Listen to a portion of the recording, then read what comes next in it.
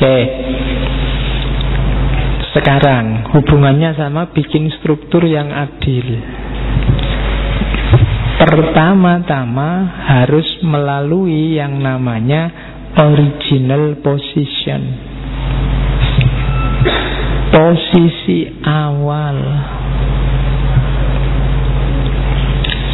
Oke ya. Original position itu ketika kita ada di masyarakat, untuk bikin struktur yang adil, pertama-tama asumsikanlah bahwa semua setara. Apakah itu anak kos baru atau anak kos lama, apa anak Pak RT, apa tetangga yang baru pindah, atau semua harus diposisikan sama. Itu original position. Awalnya harus setara semua. Tidak ada yang diposisikan lebih tinggi, tidak ada yang diposisikan lebih rendah. Kalau Pak RT memimpin rapat, itu bukan karena Pak RT lebih tinggi, tapi untuk mengkoordinasikan keinginannya warga di RT situ. Ini namanya original position. Kalau sudah ada original position, baru bisa bikin struktur yang adil. Tapi kalau tidak bisa menempuh original position, susah bikin struktur yang adil. Ya kayak dulu zaman Pak Harto itu kalau berkunjung ke desa-desa, itu kan semuanya diatur. Nanti Bapak tanyanya ini ya, kalau Pak Harto lagi gini baru angkat tangan. Terus pertanyaannya ini gak boleh diganti. Yang kedua ini pertanyaannya agak lucu.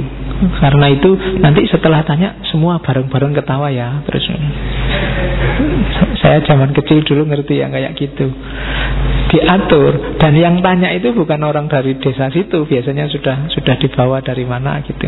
Orang kampungnya tinggal lihat. Ini tidak setara pasti posisinya. Yang satu subjek, yang satu objek. Yang satu posisinya tinggi, yang satu posisinya rendah. Susah. Kayak kalian main sepak bola sama sultan, apa main sepak bola sama dosenmu, itu kan tidak setara, tidak enak. Mau ditabrak dosennya dewe, senene aku khawatir nilainya jatuh, mau tidak enak, tidak setara karena tidak bisa original position. Kalau ingin sepak bola yang adil harus original position. Apakah itu dosen, apa itu teman, gak peduli. Yang penting musuh ya diterjang, kita nyari menang kan gitu. Coba kamu sepak bola sama sultan, apa sama bapakmu sendiri, apa sama anu, kan tidak enak, tidak setara posisinya, tidak akan lahir sepak bola yang adil.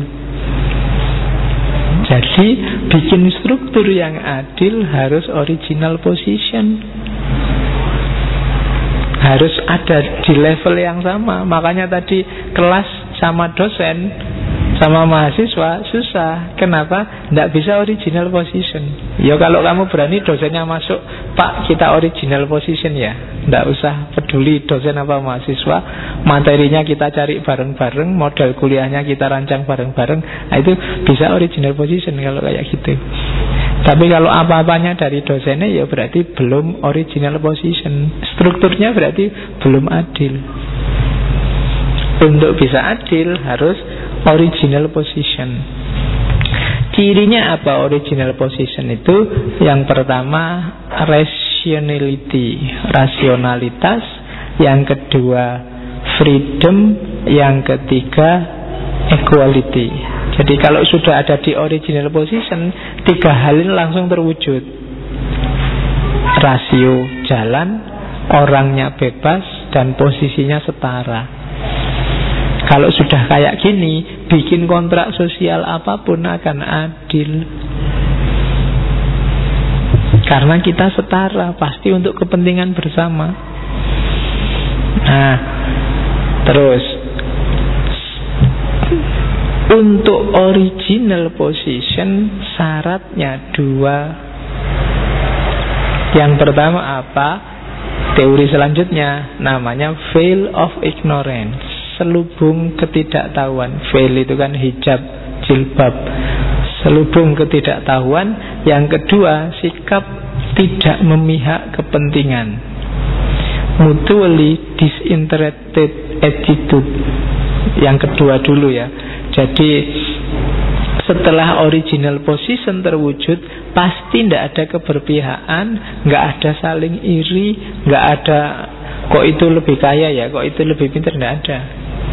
Karena kita ada di posisi asal. Jadi mutually disinterested attitude itu baru bisa adil. Ketika orang tidak saling menafikan kepentingan. Oh, dia punya kepentingan sendiri, punya jalan sendiri, punya anu sendiri, yang monggo ngasih usahanya sendiri. Nah, ini harus ada ininya. Kalau enggak, kalau yang satu iri sama kekayaannya yang satu iri sama kepintarannya yang satu enggak terima sama kecerdasannya yang satu, enggak akan lahir kontrak sosial yang adil. Jadi enggak boleh saling iri.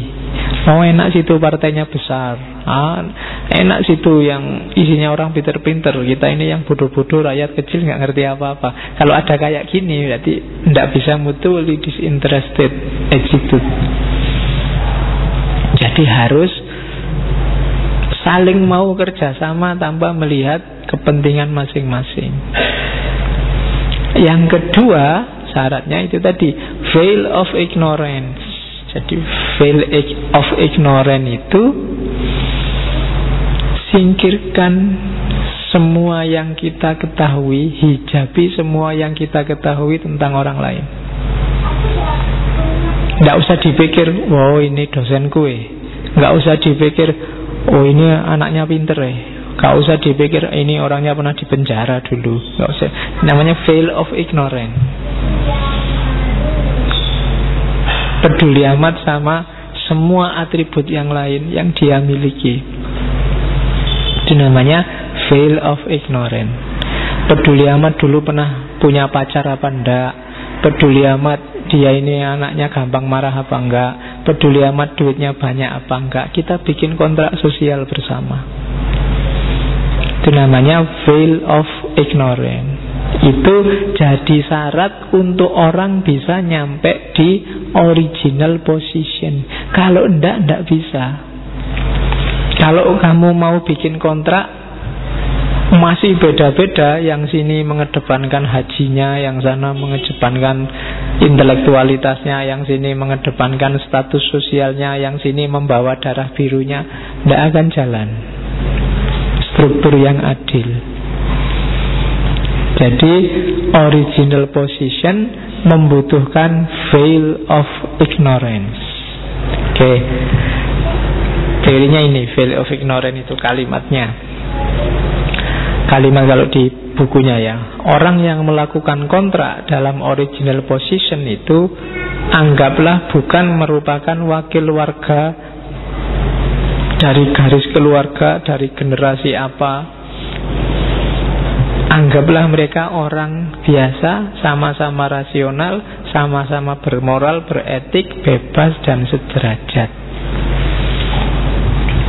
Nah, kalimat terakhir, katanya Rawls, untuk bisa nyampe ke original position, isolasikan mereka dari segala informasi dengan mengandaikan bahwa mereka berada di balik veil of ignorance, cadar ketidaktahuan. Di balik cadar itu, bayangkan mereka berkumpul dalam posisi awal, original position, yang bebas dari segala kontingensi sosial dan adikodrati, dibersihkan dari segala unsur yang menyebabkan persetujuan dan seterusnya. Kalimatnya buku kan mesti gitu. Kalau baca buku, puyeng mesti kalian. Intinya cuma itu sebenarnya. Kalau mau bikin kontrak sosial, semuanya harus berada di original position. Untuk bisa nyampe original position, masuklah ke balik veil of ignorance, tabir ketidaktahuan. Pura-pura tidak tahu. Tidak usah dihitung hajinya, tidak usah dihitung alumni luar negerinya, tidak usah dihitung keturunan darah birunya, tidak usah dihitung kamu punya utang sama dia. Ya, baru bisa bikin struktur yang adil. Kalau kamu deket punya banyak utang terus bersama-sama dan utangnya ini kamu hitung, ya mesti nanti ketika bikin struktur kamu akan memposisikan dirimu inferior. Strukturnya hasilnya pasti tidak adil. Jadi masuklah ke balik veil of ignorance. Terus, nah setelah itu kan nanti prinsipnya jadi untuk hidup yang adil. Nah, prinsip hidup yang adil itu coba perhatikan kriterianya ada 5. Yang pertama, harus umum, tidak boleh spesifik untuk orang per orang. Setiap warga negara berhak mendapatkan pengajaran. Nah, itu kan umum. Setiap santri berhak mendapatkan gelas dan isinya. Itu juga umum. Setiap ini harus umum. Terus universal aplikasinya untuk semuanya dan diakui oleh semua. Tidak boleh ada yang tidak mengakui, tidak sepakat. Kalau ada yang tidak sepakat, keluarkan dari kontrak. Berarti laisa minna, bukan termasuk kelompok yang terikat oleh aturan dalam kontrak. Harus diakui. Kemudian berurutan secara leksikal tadi. Dia harus menjamin kebebasan. Yang kedua, memberi kesempatan yang sama. Dan yang ketiga, distribusinya merata. Jadi secara leksikal ini. Dan yang terakhir, harus jadi rujukan. Kalau ada masalah, prinsip itu yang dipakai. Kalau tadi sudah diputuskan apel paling malam jam 10, ada problem apapun sehubungan dengan apel, kembali ke aturan. Tuh, aturannya kan sudah disepakati dulu jam 10. Jadi terlambat 2 menit pun sudah melanggar. Misalnya jamu kok kelambatan misalnya. Yang dipakai kan jamnya Pak RT sesuai kesepakatan, bukan jamu sendiri. Ya kalau jamu sendiri enak, nanti mentang-mentang kamu jok ke jamnya. Loh masih 8:30 loh Pak. Nah itu dia harus rujukannya aturan. Tidak bisa kok setiap kali ada kasus aturannya ganti. Itu namanya nggak adil, pasti.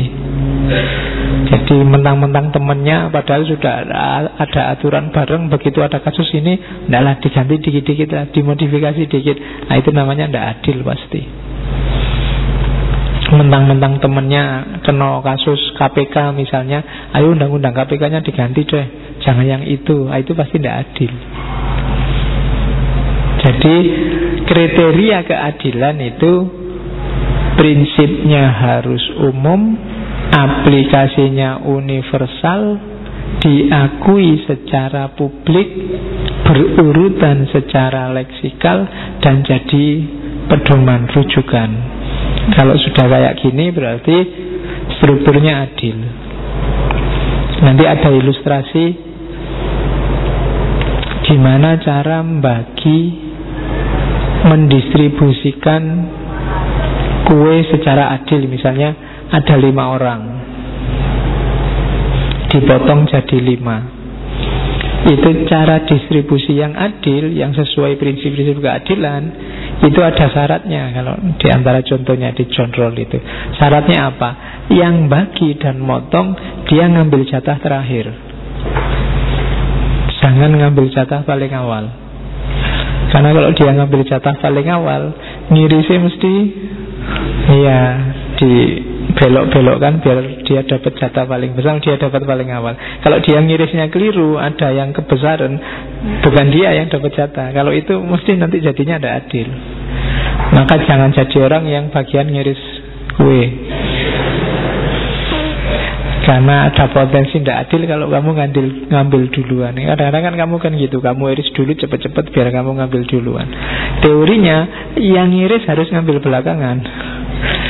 Karena kalau ada salah ukur, ya tanggung jawabnya yang ngiris. Sampai dia nggak dapat jatah, ya wes salah dewe, ngirisnya tidak sesuai jumlah orangnya, kan gitu. Jadi yang ngiris berarti apa kalau dalam dunia sosial? Pemerintah yang punya aturan. Jadi pemerintah itu harus ngambil jatah paling akhir. Kalau dia ngambil jatah paling awal, enak. Dia bikin aturan sendiri untuk dirinya sendiri. Kayak DPR bikin aturan untuk dirinya sendiri, untuk bayari dia sendiri. Nah, itu namanya yang ngiris kue ngambil jatah paling awal. Itu pasti tidak adil secara struktur. Dia yang bagi harus dapat jatah belakangan, karena kalau enggak rentan manipulasi. Oke, jadi kriteria prinsipnya itu.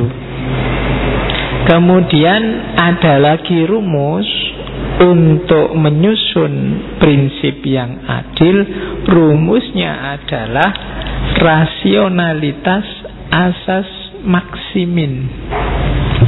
Ini kalimatnya khas dari John Rawls. Rumusnya dua ya, rasionalitas sama maksimin. Maksimin itu memaksimalkan yang minimal. Maksimal dan minimal jadi satu. Yo istilahnya ya maksimin lah, sama-sama supermin apa batmin. Jadi rasionalitas yang maksimin itu, rasionalitas itu apa sih? Meskipun tadi original position ada veil of ignorance, ini kan semua data dibuang tentang atribut-atribut sosial, atribut-atribut individual. Lah kalau gitu kita memutuskan dasarnya apa? Ya rasio. Akal kita kan masih sehat. Tanpa mempertimbangkan, melihat status, melihat atribut orang, kita masih bisa kok menemukan struktur yang adil. Jadi buanglah semua kecuali rasionya.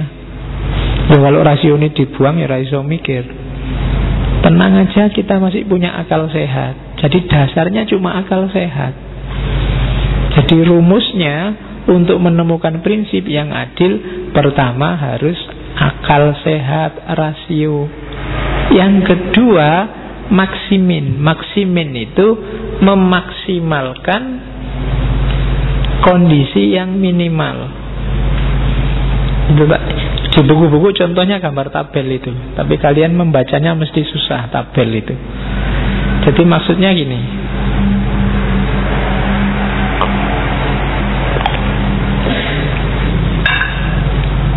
misalnya ya, ada 3 pilihan untuk hidupmu misalnya, atau pemerintah, urusan apalah contohnya zaman SBY, BLT, bantuan untuk masyarakat. Ini dikasih langsung uang, pilihan pertama. Ataukah diwujudkan langsung kebutuhan mereka kayak kartu Jakarta Sehat, Jakarta Pintar, pilihan kedua. Ataukah nggak usah dikasih aja, biar dikelola pemerintah, toh nanti manfaatnya untuk rakyat, pilihan ketiga. Dari 3 pilihan itu coba dicek. A, kondisinya misalnya A ini kelompok menengah ke atas, C kelompok menengah ke bawah, B kelompok tengah-tengah pas. Ini contoh ya, kelas sosial kan susah contohnya. Pokoknya kelompok pas tengah-tengah. Oke, kelompok misalnya kalau dikasih duit langsung tunai, kelompok menengah ke atasnya min, dia rugi. Ruginya besar, 7 itu angka kira-kira aja. Dia ruginya 7. Nah, kelompok menengah ke bawah untung. Dia lumayan, dapat 9, dapat 12. Yang pas tengah-tengah 9.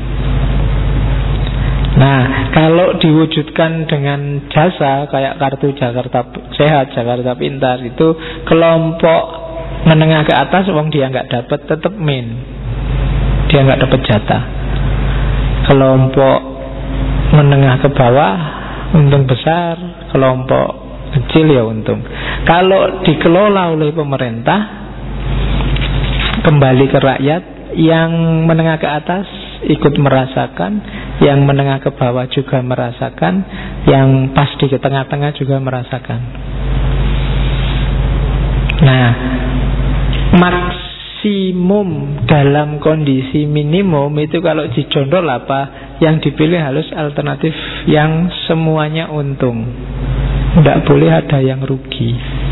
Kalau ada yang rugi, berarti ada yang tidak adil. Wong yo podo-podo rakyate. Maka yang dipilih meskipun nilainya tidak besar-besar, tetap dia akan milih alternatif ketiga. Di situ plus semua, tidak ada yang min. Di situ semua menikmati keuntungan, berarti setara. Tidak ada yang dianaktirikan, dianakmaskan. Nah itu yang disebut maksimalisasi kondisi minimum. Kondisinya kan memang mepet, dimaksimalkan. Yang penting semua merasakan manfaatnya. Toh ya semua bayar pajak, tidak boleh ada yang merasa dirugikan. Nah, itu maksimalisasi kondisi minimum. Singkatannya maksimin. Nah, itu contohnya bisa kalian ganti. Kuliah saja, opo nikah saja, opo kerja saja. ABC-nya itu kan kelas. Bisa kalian ganti macam-macam. Semua yang berhubungan sama kalian bisa dimasukkan. Mungkin yang A itu orang tua, yang B itu pacar, yang C itu teman misalnya. Nah, kalau kuliah itu pacarnya merengut, temannya seneng, orang tuanya seneng. Kalau kawin, pacarnya seneng, temannya seneng, orang tuanya sumpek keluar biaya. Kalau loh, itu kan perhitungan. Nanti carilah yang plus semua, seneng semua. Kalau kerja mungkin semua ikut seneng. Dengan kerja kalian punya uang, terus mau nikah ya monggo dibiayai dewe, temennya juga seneng, bisa utang, orang tuanya seneng, berarti kerja aja deh dulu. Nah, itu namanya maksimin. Kondisinya kan nggak mungkin semuanya harus milih salah satu. Jadi minimum dari satu itu pilihlah yang plus semua. Itu cara untuk menyusun prinsip keadilan. Cuma ini ya tidak gampang. Kalau situasi konkret ini harus detail merumuskannya. Ya kayak tadi kan ada kelas di atas garis kemiskinan, di bawah garis kemiskinan, sama pas di garis kemiskinan. Itu kan ya situasinya sangat cair, tidak simple. Oke, habis ya. Terus, an injustice is tolerable only when it is necessary to avoid an even greater injustice. Jadi kadang-kadang memang ada ketidakadilan. Cuma kadang-kadang ketidakadilan itu bisa ditoleransi untuk menghindari ketidakadilan yang lebih besar. Itu kalau bahasa usul fikihnya namanya dar'u akhofid dororain. Kalau ada dua bahaya, ya ambil yang lebih kecil. Khususnya untuk menghindari yang lebih besar.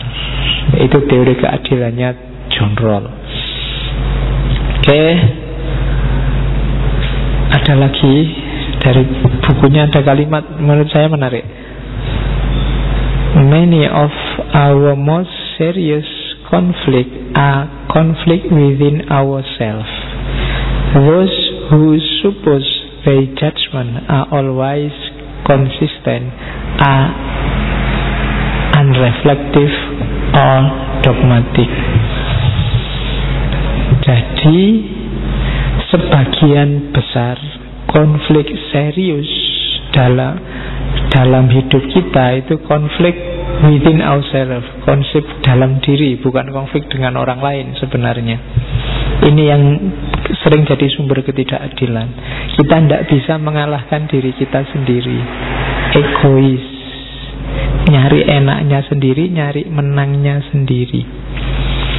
Those who suppose their judgment are always consistent siapapun yang menganggap penilaian diri mereka, penganggapan kebenaran hidup mereka selalu konsisten, nganggep pokoknya aku yang benar dan terus benar, gak mungkin salah, itu unreflective or dogmatic.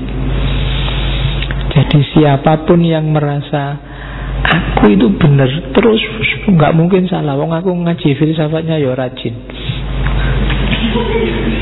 itu namanya unreflective, ndak mikir. Atau bahasa lainnya dogmatik. Orang hidup itu kayak tadi prinsip paling awal saya sebut, harus siap untuk berubah. Karena realitas ini dinamis loh. Yang kemarin A sekarang bisa B. Dulu apa sekarang apa. Jadi keyakinan-keyakinanmu akan kebenaran itu juga harus terbuka. Sopo ngerti yang kemarin mbok anggap benar, besok terbukti keliru. Jangan konsisten di sini. Kalau kamu konsisten merasa dirimu benar terus, itu namanya unreflective. Hidupmu ndak pakai mikir, dogmatis. Nah, itu kritiknya John Rawls. Lah kenapa sih kalau dogmatis? Itulah sumber konflik. Berarti kamu tidak bisa menaklukkan dirimu. Egois, mikir kepentingannya sendiri. Kalau sudah mikir kepentingannya sendiri, itulah nanti jadi sumber ketidakadilan. Tidak mungkin kamu berada di posisi awal tadi. Tidak mungkin kamu veil of ignorance-nya pasti nggak sukses. Tidak bisa menyisihkan egonya. Jadi maunya John Rawls ya kuncinya itu. Siapa sih yang meng-veil of ignorance? Siapa sih yang menyembunyikan identitas status-status tadi? Ya diri kita sendiri, siapa lagi? Kalau begitu kita masuk ke ranah sosial bareng orang lain, ini yang kita kedepankan, ya kontraknya bisa tidak adil. Oke, jadi itu kuncinya ada di situ nanti. Yang kedua, ini menurut saya juga menarik. Kalimatnya agak menyindir. An intolerant sect. Sekte ya, bukan sek pakai X. Has no right or has no right to complain when it is denied an equal liberty. A person's right to complain is limited to principle he acknowledged himself. Kalau ada aliran mazhab pemikiran yang intoleran. Intoleran berarti dirinya sendiri yang paling benar, liyane salah kabeh, harus dihancurkan semua kesesatan kesalahan itu. Yang kayak gini ini has no right to complain. Tidak boleh komplain kalau dia tidak dikasih jatah kebebasan. Kenapa? Karena hak untuk komplain itu hanya bagi orang yang mengakui prinsip kebebasan. Kalau dia sendiri eksklusif, merasa diri paling benar, itu kan berarti dia tidak setuju dengan kebebasan. Nah, kalau dia tidak setuju dengan kebebasan, ya jangan nuntut bebas. Kenapa? Ya karena orang itu boleh nuntut dalam prinsip yang dia yakini kebenarannya. Ada kan sekarang yang, loh saya ngomong gini kan demokratis, padahal dia sendiri nggak setuju dengan demokrasi. Nah ini maunya John Rawls ke situ. Orang itu boleh nuntut dalam prinsip yang dia sendiri mengakui prinsip itu. Kalau dia nggak mengakui, yo jangan nuntut. Nuntut demokrasi padahal dia sendiri nggak setuju sama demokrasi. Nuntut kebebasan padahal dia sendiri anti kebebasan. Nah itu dia has no right to complain. Dia tidak punya hak untuk komplain. Wong prinsip itu dia tidak setuju kok, sekarang dituntut, diminta. Ya tidak bisa. Nah itu maunya Jonrol. Ya silahkan kalian pakai sendiri kalimat ini untuk konteks yang pas, asal tidak untuk gegeran ya. Selama ini saya lihat kok suka sekali orang Indonesia itu gegeran. Urusan cilik-cilik jadi gegeran, tidak penting jadi gegeran, menghabiskan energi. Oke, ini dalilnya, dipakai sendiri boleh. Oke, alhamdulillah, keadilan selesai. Semoga kita bisa hidup secara adil. Ya, mulai untuk diri kita sendiri, karena yang paling awal itu, terus untuk masyarakat sekeliling, dan lebih besar lagi untuk bangsa, lebih besar lagi untuk dunia. Karena tugas kita yang paling utama kan dua. Yang pertama ibadah, yang kedua khilafah sebagai khalifah di muka bumi. Tugas untuk sebagai khalifah itu tugas untuk menegakkan keadilan, sifatnya sosial. Kalau ibadah sifatnya individual. Maka silahkan diperdalam lebih jauh tentang keadilan. Kapan-kapan kita ngomong lagi. Kita belum ngomong sama sekali tentang keadilan versi para tokoh-tokoh muslim. Pada saatnya kita akan ngomong. Oke, minggu depan kita ganti tema biar tidak bosan. Untuk bulan depan, saya bilang tadi di awal, tema kita adalah tema buku tipis. Judulnya kan unik ya. Biasanya kebebasan, keadilan. Bulan depan kita temanya buku tipis. Bukunya tadi sudah 4 ya. Bulan depan ada 4 minggu toh. Tadi ada Ghazali Al-Munqidh Minadz Dhalal, Ibnu Rus Faslul Maqal, Ibnu Tufail Hayy bin Yaqzan, dan Khalil Gibran The Prophet. 4. Jadi bulan depan kita ketemu buku tipis-tipis 4. Silahkan dihunting sekarang online buku-buku itu, biar setelah di sini ada bahan dikit-dikit. Oke, saya kira itu. Ketemu lagi minggu depan insyaallah. Kurang lebihnya mohon maaf. Wallahul muwaffiq, wallahu a'lam bissawab. Wassalamualaikum warahmatullahi wabarakatuh.